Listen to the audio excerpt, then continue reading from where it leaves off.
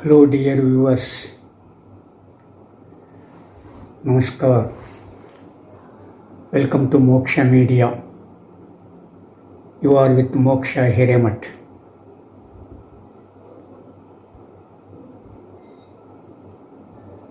Some of you may have heard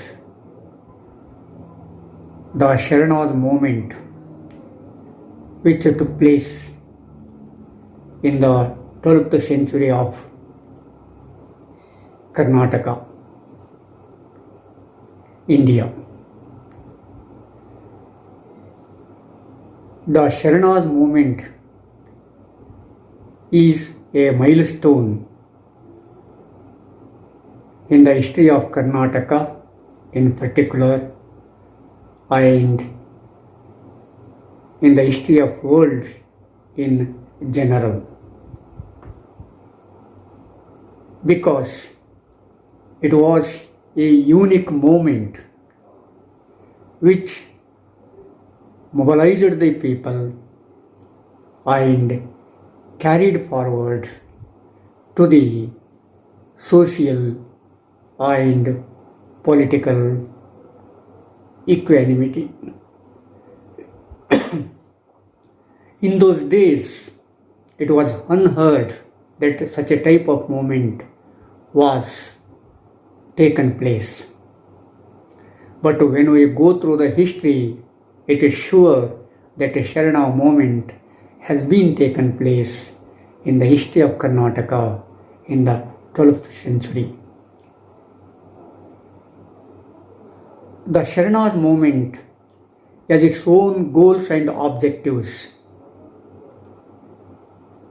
It was against the discrimination of human beings. It was against the discrimination of gender. It was against the socio-economic political discrimination in general. Sharana movement has its own uniqueness in mobilizing, initiating the common people into the movement. It used Vachana form to convince the common people regarding the concept of Shatasthala, Ashtavarna and Panchachara. It did it in its own way and it had chosen Kannada as its medium of instruction, as its medium of publication. Of course, it had brought name and fame to Kannada language and literature. So many persons participated in that Sharana's movement, from high to low, from illiterate to literate, from men to women, from downtrodden to etc. etc. That is, all strata of the society had been brought into the fold of Sharana's movement at that time. So it achieved something in its moment. Even though movement was failed in the end, but if we take into account the literary contributions, it is very wonderful, because it has given a literary form to Kannada literature in particular and world literature in general. That Vachana form is a unique form in the literature nowadays. The students of literature do not go ahead without referring to the Vachana form in its wholeness in India and in the world. That Sharana movement has brought into focus so many Sharanas. Today I am going to introduce to you Siddharameshwara. Siddharameshwara was a Kayaka yogi. He felt work was worship. He had his own unique personality. We can view the life of Siddharameshwara in 3 phases. First one is his boyhood. Second one is his social work. And the third one is his president is activity as a Sharana. Of course, Siddharaama Shivayogi is a legend. He has so many stories, legends, mysticism, etc., etc. Of course, such a Siddharama was born in Swarnalige. Now it is called Sholapura. It is there in the state of Maharashtra in India. And the father of Siddharama was Muddagowda and mother was Suggavve. Of course, Siddharama was born to his parents at the old days. His mother gave him birth to at the age of 50 years. So that was the year where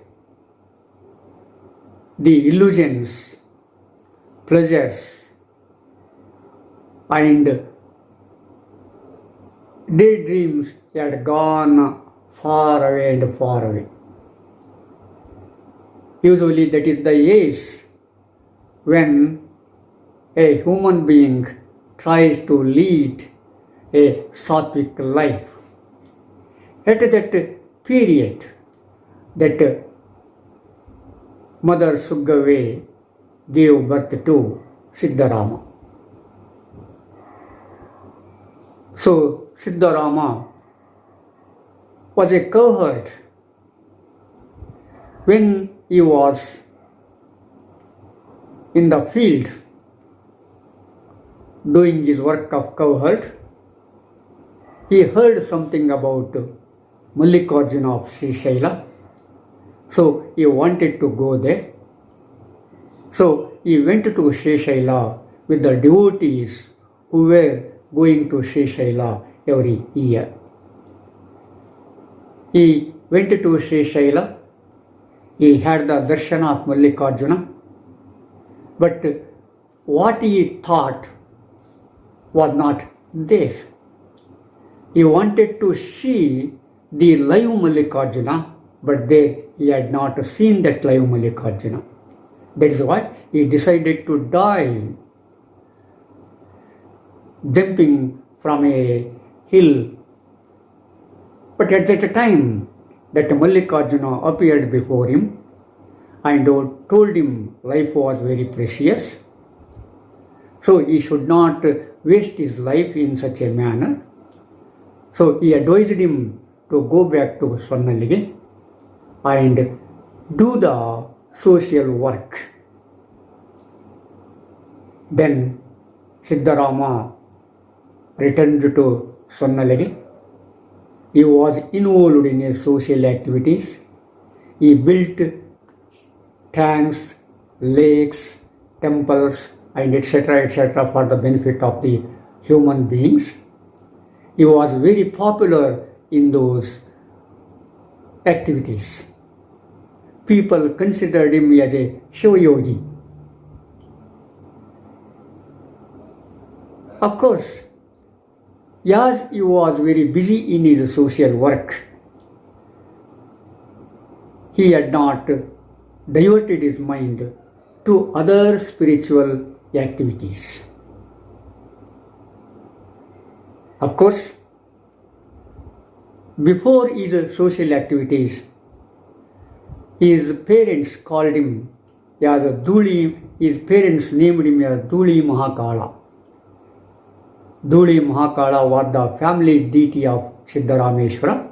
That is why father called him as a Dhuli Mahakaleshwara.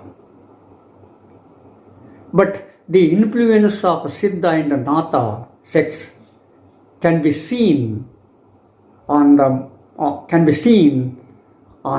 Siddharaama Shivayogi. Especially as he was born with the blessings of Ravana Siddha, his mother wanted to name him as Ravana Siddha, but anyhow, due to family duty, they called him Dhuli Mahakala, and as the time went on and on, that Dhuli Mahakala became Siddharameshwara due to the influence of Siddha and Natha Panthas, due to the influence of Ravana Siddha sects. Anyhow, as he came back to Sonnalige, he became very popular in social activities, and his name was heard in the faraway places. One day, Allama Prabhu and Siddharameshwara came into contact with each other in Sonnalige, and Allama Prabhu taunted him, saying that he was a karma yogi but not a bhakti yogi. He considered that work was worship completely. He was completely involved in worship. But of course, work is worship, no doubt about it. But it has its own limitations. In addition to the work, he has to divert, he has to see other aspects of life. And bhakti is one of them, and devotion is one of them. And he told Siddharama he had to learn it from Sharanas in Kalyana. So he carried him to Kalyana. He introduced him to Sharanas in the Kalyana, and especially he initiated him into Virashaivism through Channamallikarjuna. Channamallikarjuna initiated him into Linga Diksha, and then onwards the life of Siddharama became a different one. He was not only a karma yogi, but he became a bhakti yogi. He became a devotee of Shiva, and his scope of life was expanded like anything. It was not only confined to social activities, but it was also spread to the literary activities and socio-economic activities. At that time, Nandideva was ruling Sonnalige. His wife was Chamala Devi. Chamala Devi was influenced by his activities. So, she donated him hundreds of acres of land in Sonnalige, and Siddharama built a lake in that Sonnalige for the benefits of all.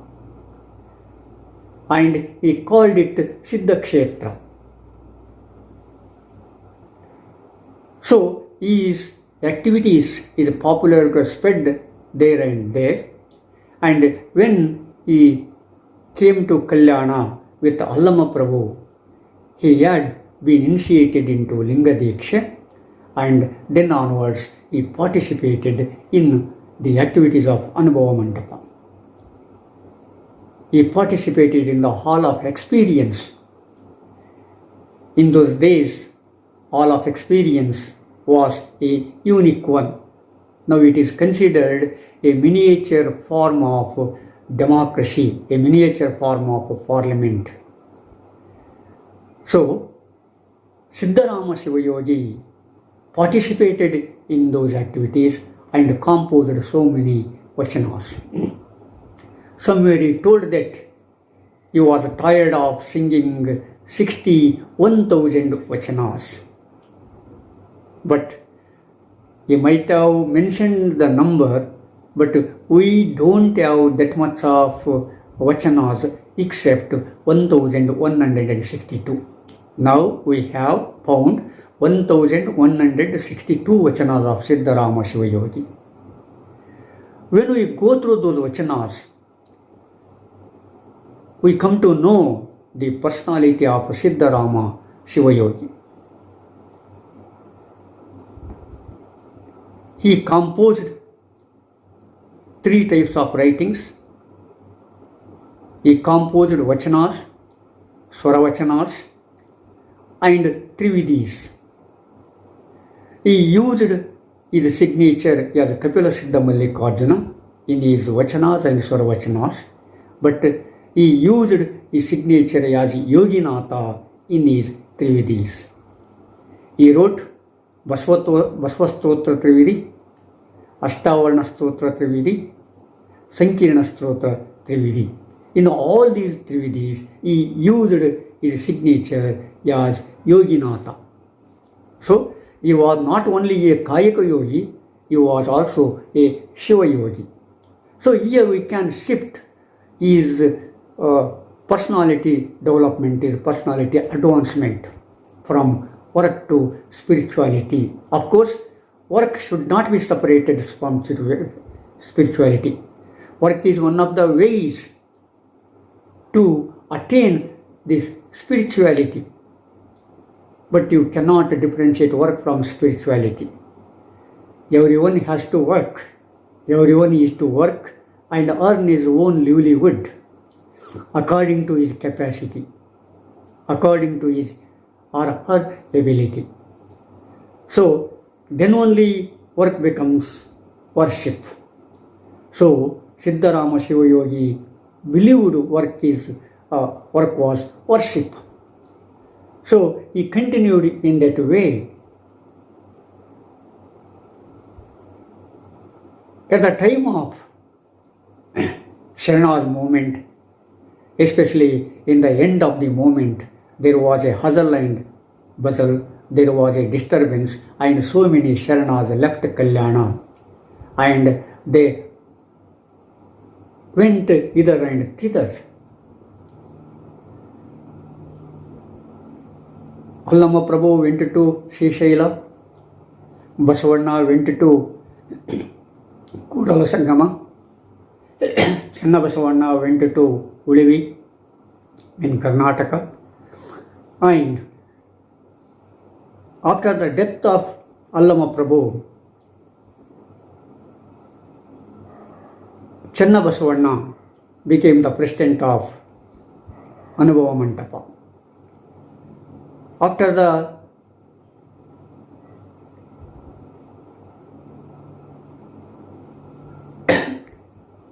expiry of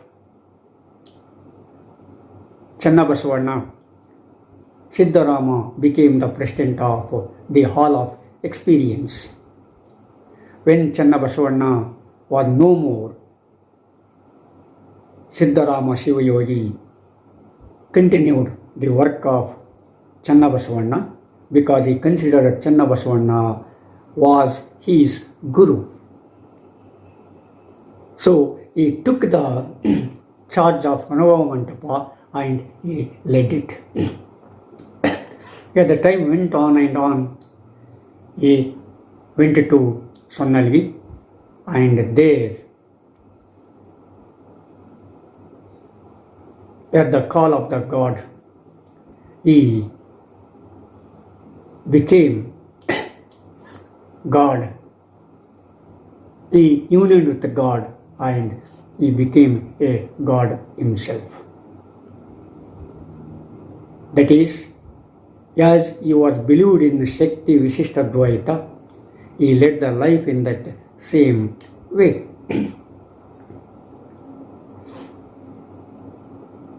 Of course, Siddharaama Shivayogi composed so many vachanas, but here I quote only 3 of them. I have seen those who have given pleasure to the body, but not those who have given pleasure to linga. I have seen those who have offered linga 16 types of worship, but not those who have offered their mind to linga. I have seen those who have given their mind to linga, but not those whose mind has become linga. Kapila Siddhamalaya. That is, everyone thinks of pleasure, but not of linga. Most of us worship God using 16 types of worship, but we do not offer to God, we do not offer our mind to linga.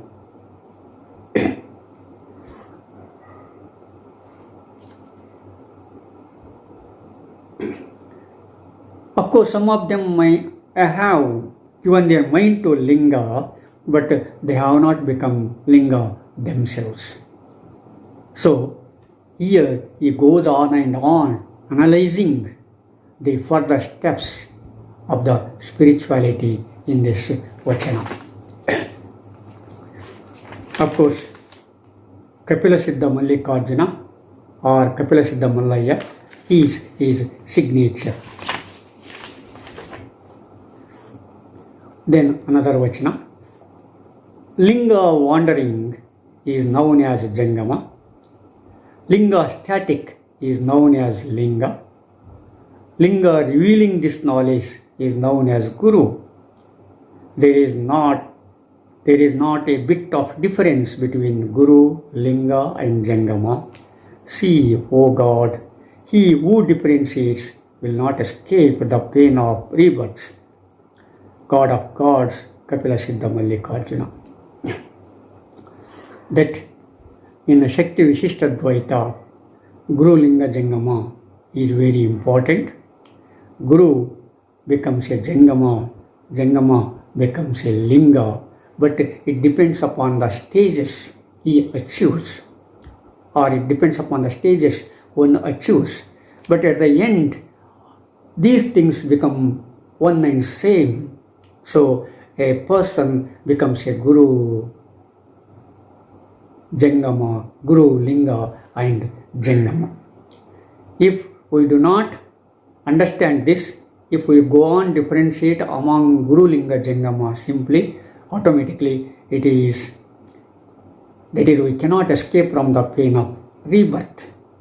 So in order to escape from the pain of rebirth, in order to be union with God, we have to understand this Guru Linga Jangama properly.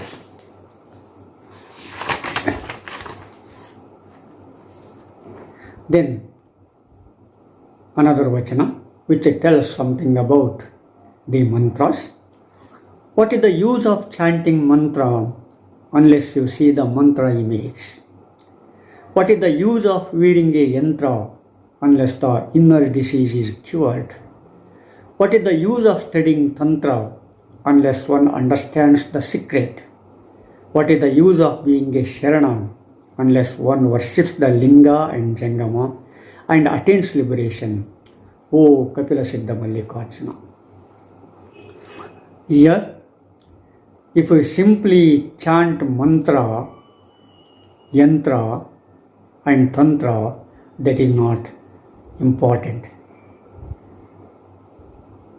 That would become simply a mere recitation. But we have to understand the image in the mantra. We have to understand the yantra which cures some diseases. We have to understand the inner quality of that yantra, and we have to understand the tantra which gives us some secrets. If you do not understand these, if you go on simply chanting and using this, that is useless. That is why our Sharanas worships Linga, Jangama and attains liberation, and that is being a Sharana.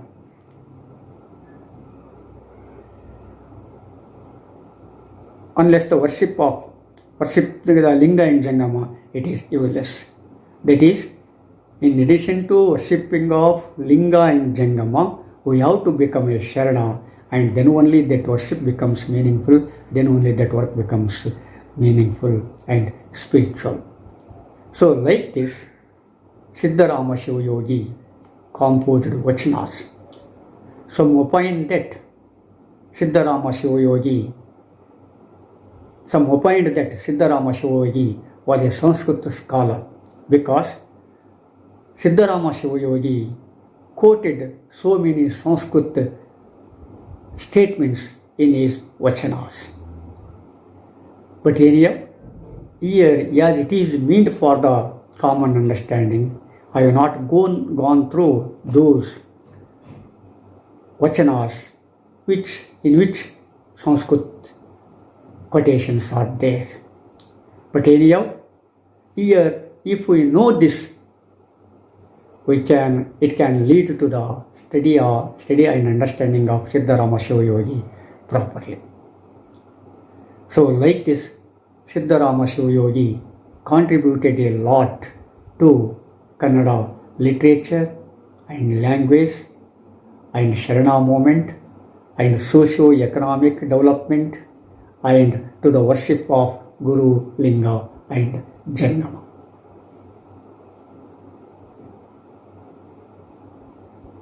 Dear viewers, see you in the next episode. Thank you. Namaskar.